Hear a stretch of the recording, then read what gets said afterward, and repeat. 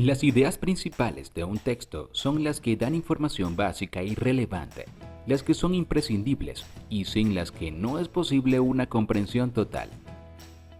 Por su parte, las ideas secundarias son las que aportan información complementaria, amplían, detallan, explican las ideas principales, pero no son indispensables para comprender el texto.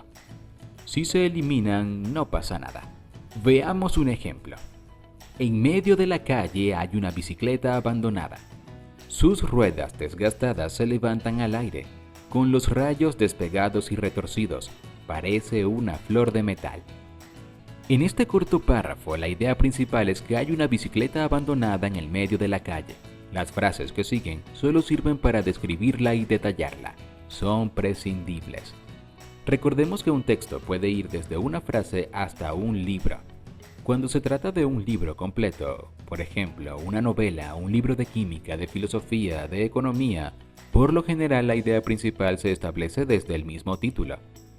El problema económico de los países en vías de desarrollo, la filosofía de Heidegger, la química en la historia, etc. Las ideas secundarias se articulan alrededor de las principales, se relacionan directamente con ellas. Por su cualidad de agregadas, pueden precisamente eliminarse sin que se pierda información notable. Por ejemplo, los elefantes son mamíferos del orden Proboscidea. Son los animales más grandes que caminan sobre la Tierra actualmente. Cuando nacen, su peso es aproximadamente de 118 kilos y puede vivir de 50 a 70 años.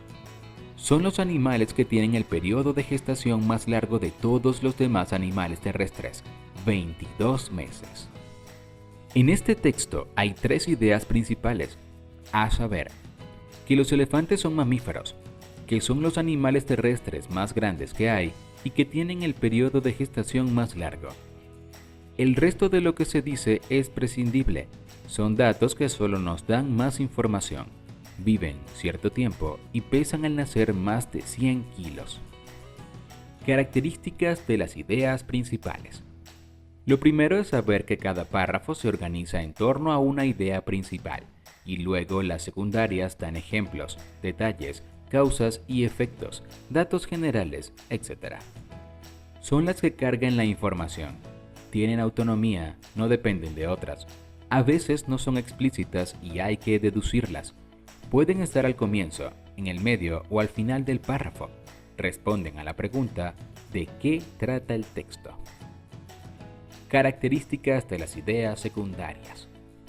En vista de que las ideas principales son las que contienen la información más relevante, tenemos entonces ciertas características de las secundarias.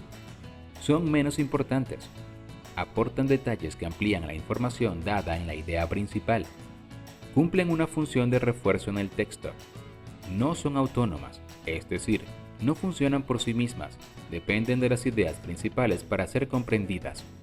Están articuladas a la idea principal, sin la cual no tienen validez. En este sentido, se derivan de la idea principal. ¿Cómo reconocer las ideas principales? Muchas veces, cuando leemos un texto, todo nos parece importante. Pero si lo sometemos a una lectura más atenta, podremos ver que hay cosas que resaltan y otras no tanto. Para reconocer las ideas principales hay esencialmente dos métodos. Con el primer método se lee atentamente un texto, una primera vez.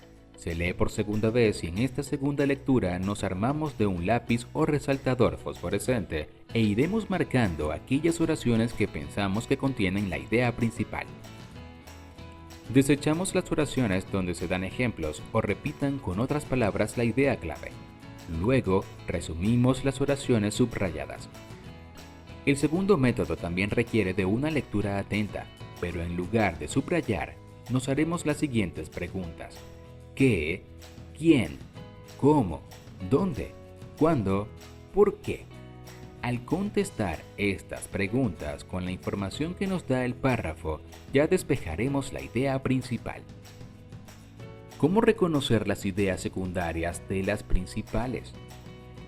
Aprender a reconocer en un texto la idea principal de las ideas secundarias es esencial para comprender lo que se lee o lo que se escucha. Una buena manera es tratar de responderse de qué va lo que hemos leído. Por ejemplo, si alguien te pide que le cuentes una película que tú has visto y la otra persona no, probablemente esa persona te pregunte, ¿de qué trata la película? Esta es la pregunta clave de todo análisis textual. ¿De qué trata lo leído? Ese proceso exige que vayamos al grano y dejemos de lado, por el momento, los miles de detalles que rodean a la idea principal. Aprender a reconocer lo más importante de lo menos importante hace más eficaz la comunicación. ¿Para qué sirve reconocer las ideas principales? Cuando aprendemos a distinguir las ideas principales de las secundarias, seremos capaces de comprender mejor lo que leemos. Se nos facilitan las tareas de tomar notas, hacer síntesis y resúmenes, formular preguntas sobre lo que leemos y contestarlas. También podremos hacer una lectura crítica y entender aquello que no está explícito en el texto. ¿Para qué sirven las ideas secundarias? Las ideas secundarias sirven para matizar los argumentos, para añadir descripciones, datos generales, proporcionar nombres, fechas, estadísticas, definen, comparan, detallan e enriquecen el texto. Veamos un fragmento de un texto crítico sobre el Quijote de Miguel de Cervantes. Resaltaremos en amarillo las ideas principales y en verde las secundarias. Don Quijote, el loco, está loco no solo porque ha creído cuanto ha leído, también está loco porque cree, como caballero andante, que la justicia es su deber y que la justicia es posible. Es así que las ideas secundarias aportan cierta información, aunque no sea la más relevante.